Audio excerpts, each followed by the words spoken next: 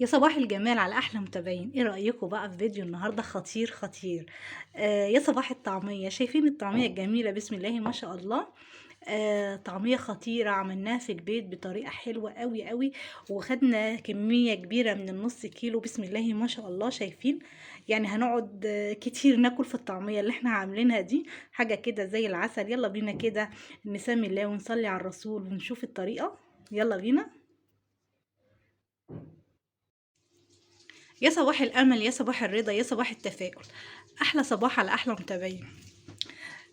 تعالوا كده نشوف مكونات الوصفة بتاعتنا النهاردة. بس قبل ما نشوف المكونات، يلا بينا كده نسمي على الرسول.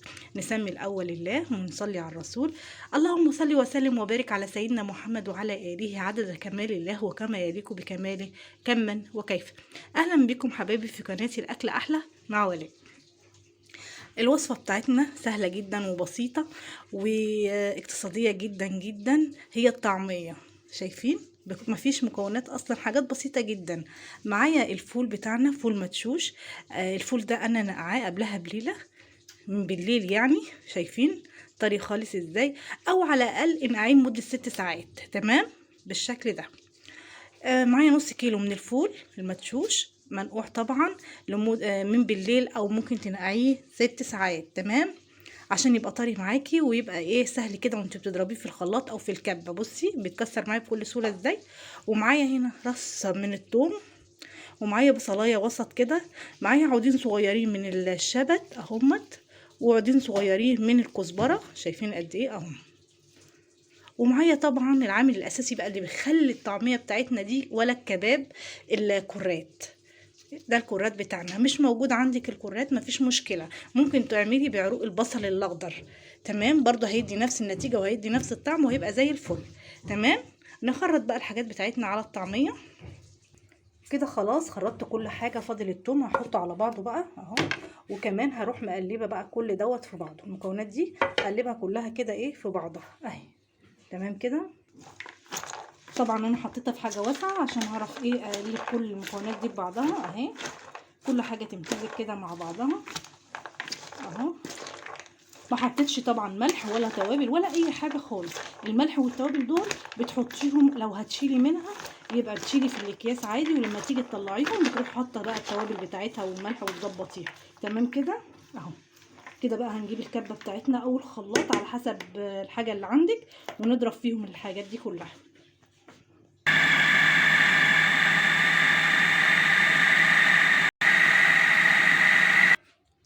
ودي كده العجينه بتاعتنا، عجينه الطعميه. طبعا هنقلبها كويس جدا اهو بالشكل ده كده. تمام قوي. وهبتدي بقى ان انا اكيسها واخد على قد ما انا عايزه اعمل. طيب هنكيسها، هنحط لها حاجه؟ لا طبعا مش هنحط لها اي حاجه، ولا ملح ولا اي حاجه خالص. اما نيجي نطلعها، نعملها نطلع كيس من الفريزر ولا حاجه، نحط فيها بقى التوابل بتاعتها وملحها وكل حاجه. تمام. بصوا بقى انا عبيتها في الاكياس على قد ما انا عايزه. الكيس بسم الله ما شاء الله يعني فيه كميه حلوه. تمام. بحطها بقى في الفريزر، ووقت ما بكون عايزاها بطلعها احط لها التوابل والملح وكل حاجه. تمام. وفي هنا فايت كمان هنعمل مع بعض بقى، نقلي مع بعض الطعميه الجميله دي واوريكم الطعميه الهايله دي عامله ازاي. طيب هنا بقى هبتدي ان انا احط فيها ايه الملح بقى. خلاص هبتدي بقى احط الملح بتاعها بسم الله، وحبه من الفلفل الاسمر، حبه من الكمون، حبه من الكزبره. تمام كده. وهبتدي اقلب كل ده بايه في بعضه. تمام. هنا بقى عندي حبه من السمسم وحبه من الكزبره. تمام. وهبتدي ان انا ايه اقلبهم مع بعض كده عشان نقلي الطعميه. حطيت طبعا الزيت على النار. تمام. جبت حته بقى من العجينه وابتديت ان انا اعملها بايدي كده. تمام. وهحط بقى السمسم بالكزبره عليها اهو. هنشكلها بقى بالجمال ده. والناحيه التانية نفس الطريقه برضو اهو كده كويس. تمام. وهبتدي بقى احطها في الايه في الزيت بتاعنا بسم الله. ادي بقى حته كمان اهو. تمام. ناخد حته كده حلوه، وابتدي ان انا ايه اظبطها بايدي كده وكده اهو. وادي السمسم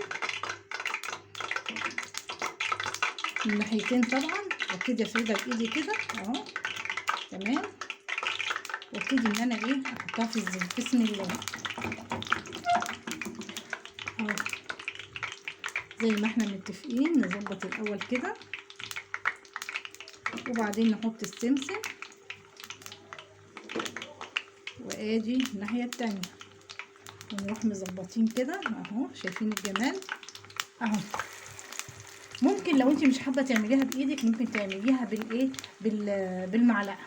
بتجيبي طبق فيه حبه ميه تمام، وتروحي بقى ايه بظهر المعلقه كده اهو، بظهر المعلقه كده، وتروحي حاطه بقى تمام اهو، حاطه كده تشكل معاكي برضو زي ما انت حابه تمام، وتهدي عليها بقى لحد ما تستوي. شايفين بقى شكل الطعميه بتاعتنا؟ بسم الله ما شاء الله. وادي كده شكل الطعميه بتاعتنا، وبألف هنا وشفا. اذا عجبك الفيديو ما تنسينيش طبعا في اللايك والشير وسبسكرايب للقناه، والسلام عليكم ورحمه الله وبركاته.